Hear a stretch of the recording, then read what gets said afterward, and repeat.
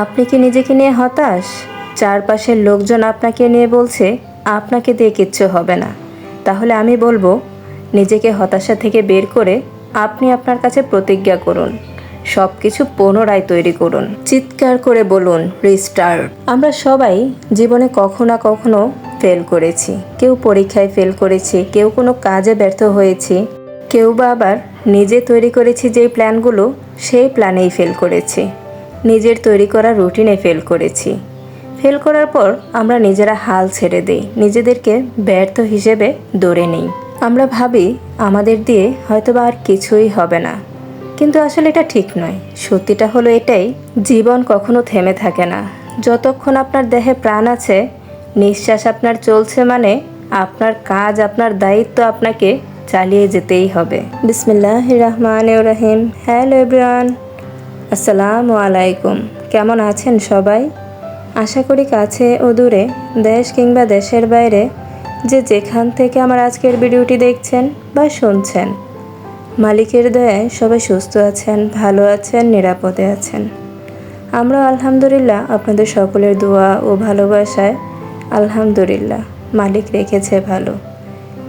আর যারা অসুস্থ থেকে আমার আজকের ভিডিওটি দেখছেন বা দেখছেন না, তাদের সকলের সুস্থতা কামনা করে মায়ের সংসার থেকে নতুন দিনের নতুন আরও কিছু কাজ ও কথা নিয়ে চলে আসলাম আপনাদের মাঝে।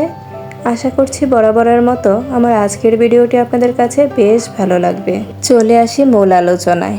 আমরা খুব অল্পতেই হতাশায় ভুগি। হতাশায় ভুগে নিজেকে ব্যর্থতার খাতায় নাম দিয়ে ফেলি। কিন্তু আমাদের সমাজে অনেক লোক আছে, অনেক ছেলেমেয়েরা আছে যারা মানুষের বাসায় কাজ করে বা দোকানে কাজ করে নিজেকে বড় বড় পর্যায়ে পৌঁছে দিয়েছেন। তাহলে আপনি কেন পারবেন না? কেন নিজেকে ব্যর্থতার খাতায় নাম লেখাতে চাচ্ছেন? ব্যর্থতার গল্প কেউ শুনতে চায় না। আপনি সফল হলেই না আপনার গল্প সবাই শুনতে যাবে, আপনার থেকে অনুপ্রাণিত হবে।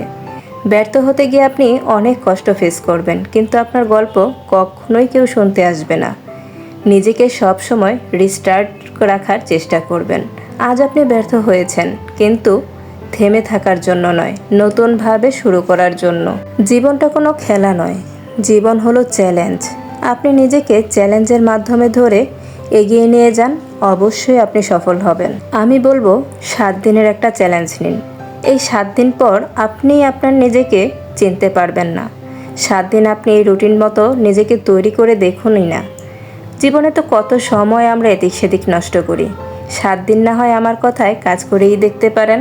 এখানে আমি প্রথম চ্যালেঞ্জ হিসেবেই বলবো, রাতে ঘুমাতে যাওয়ার আগের 1 ঘন্টা থেকে ঘুম থেকে ওঠার 1 ঘন্টা পর্যন্ত আপনি আপনার মোবাইলটাকে দূরে রাখুন। নেটটাকে অফ করে মোবাইলটাকে দূরে রাখুন। এই সময়টা আপনি সারা দুনিয়াতে কি হচ্ছে সেটা না জানলেও চলবে। এই সময়টা শুধু আপনার জন্য রাখুন। আপনি আপনার স্বপ্ন পূরণের লক্ষ্যে এই সময়টা নিজের জন্য রাখুন। আমরা সারা দুনিয়ার কথা ভাবতে গিয়ে নিজেদের কথাই ভুলে যাই, কাজেই এটা খুবই গুরুত্বপূর্ণ। নিজের জন্য এই সময়টাই রেখে দেবেন। তারপরে দ্বিতীয় চ্যালেঞ্জ হিসেবে আমি বলবো, সারাদিন এক গাধা কাজের প্ল্যান না করে 3টা কাজের প্রোগ্রাম করুন। যে 3টা কাজ আপনি অবশ্যই বাস্তবায়ন করবেন। এই 3টা কাজ আপনি যতক্ষণ পর্যন্ত কমপ্লিট না করতে পারবেন, ততক্ষণ যেন আপনি বসতেই পারবেন না। ঠিক ওইভাবে প্ল্যান করুন যে এটা আমাকে করতেই হবে, অ্যাট এনি কস্ট। একদিনে কোনো কিছুতেই সফল হওয়া সম্ভব না। আপনি রোজ একটু একটু করে এগিয়ে যাওয়ার মানেই কিন্তু আপনি সফলতার দিকে একটু একটু করে এগিয়ে যাচ্ছেন। আপনি যখন নিজেই ছোট ছোট কাজগুলোতে সফল হবেন, তখন দেখবেন আপনার এই যে হতাশার ব্রেনটা আপনাকে নিজেকেই বলছে যে না, তুমিও পারো, তুমিও পারবে। এটাই কিন্তু জীবনের সবচেয়ে বড় সার্থকতা, নিজের কাছে নিজে ভালো থাকা। অনেক সময় আছে আমাদের এরকম হয়, কোনো কাজ করতে ভালো লাগে না, কোন কাজটা কিভাবে করব মাথায় আসে না। হতেই পারে এরকম, এটা খুবই স্বাভাবিক একটা বিষয়। তখনও কিন্তু হতাশ হলে চলবে না। তখন নিজেকে বলুন রিস্টার্ট, আমিও পারবো, নতুনভাবে নতুন প্ল্যানের মাধ্যমে। রিস্টার্ট শুধুমাত্র কিবোর্ডের একটা বাটন নয়, এটা কিন্তু অনেক বড় একটা শক্তি। আপনি আপনার নিজের জীবনে অ্যাপ্লাই করে দেখুন, জীবনের কতটা পরিবর্তন নিয়ে আসতে পারেন। আমাদের সমাজে অনেক মানুষ আছে সারা দিন হাড় ভাঙা পরিশ্রম করার পরও রাস্তার লাইটের নিচে বসে লেখাপড়া করছে, কারণ তাদের জীবনে একটা স্বপ্ন আছে। তারা তাদের স্বপ্ন বাস্তবায়নের লক্ষ্যে পরিশ্রম করে যাচ্ছে। তাদের জীবনে একটা লড়াই আছে, স্বপ্নের সাথে সাথে সেই লড়াইটাও কিন্তু তারা একাই লড়ে যাচ্ছে। তারা যদি এতটা কষ্ট করতে পারে, তাহলে কি আপনারা পারি না নিজের জীবন পরিবর্তন করার লক্ষ্যে নিজেকে নতুনভাবে তৈরি করতে? আমার কাছে মনে হয় কোনো কিছু সিদ্ধান্ত নিয়ে কাজটা শুরু করাই একটা যুদ্ধ। এই শুরু করাটা যদি আপনি একবার করে ফেলতে পারেন তাহলেই হলো। আপনি মনে করতে পারেন আপনার অর্ধেক যুদ্ধ আপনি জয় করে ফেলেছেন, কারণ এই শুরু করাটাই অনেক বড় কষ্টের বিষয়।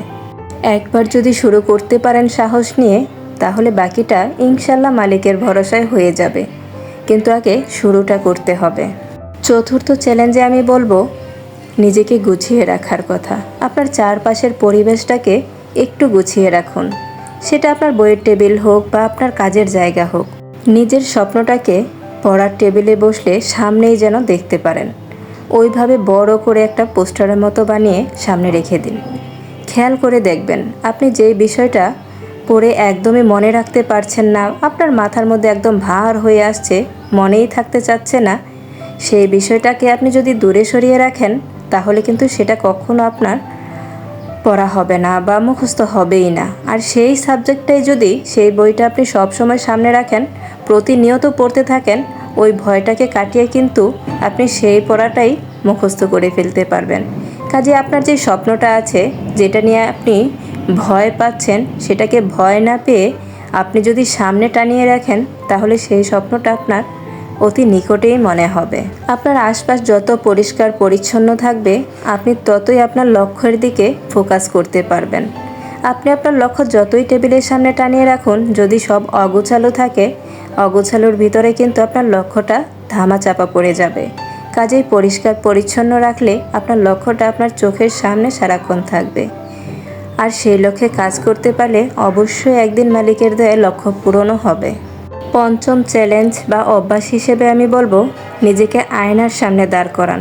তবে সেক্ষেত্রে অবশ্যই বলবো নিজেকে কখনো দোষারোপ করবেন না। আমাদের ব্রেনটা ওইভাবেই ফোকাসড হয়, আমরা যেভাবে তাকে সাজাতে চাই। আমরা যদি সারাক্ষণ বলতে থাকি যে আমাদের দ্বারা কিচ্ছু হয়নি, আমরা এটা পারিনি, ওইটা পারিনি, তাহলে আমাদের ব্রেনটাও কিন্তু আমাদেরকে নেগেটিভের দিকেই নিয়ে যাবে। সে কিন্তু পজিটিভলি কিচ্ছু ভাবতে শেখাবে না। কাজেই আয়নার সামনে দাঁড়াবেন ঠিকই, কিন্তু নিজেকে কখনো ব্যর্থ হিসেবে নয়, নিজেকে সার্থক হিসেবে আয়নার সামনে নিজেকে উপস্থাপন করুন। নিজের ব্রেনকে ওইভাবে রেডি করুন। আয়নার সামনে দাঁড়িয়ে বলুন, যা হয়েছে হয়েছে, সব অতীত। আজ থেকে আমি নতুনভাবে নিজেকে নতুন হিসেবে তৈরি করব, নিজেকে নতুনভাবে সাজিয়ে তুলব। সব ভুল থেকে নতুনভাবে শিক্ষা নিয়ে নিজের জীবনটাকে নতুনভাবে সাজিয়ে তুলব। এটাই হবে আমার নতুন জীবনের যাত্রা। ব্রেনটাকে ওইভাবেই তৈরি করুন।